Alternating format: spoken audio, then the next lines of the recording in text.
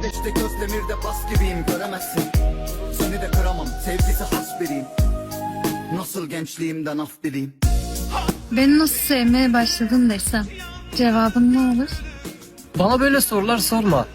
Çünkü seni nasıl sevdim, nasıl sana bu kadar bağlandım, seni nasıl hayatımın merkezine koydum bilmiyorum.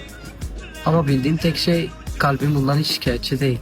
Eğer bir gün ayrılma noktasına gelirsek beraber birbirimizi toparlayalım, tamam mı?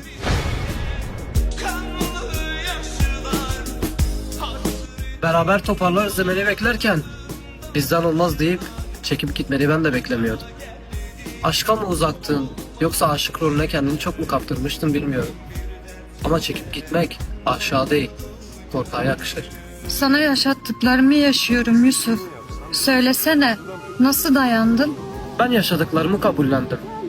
Ama hiçbirini hak etmemiştim. Çok mu kırgınsın?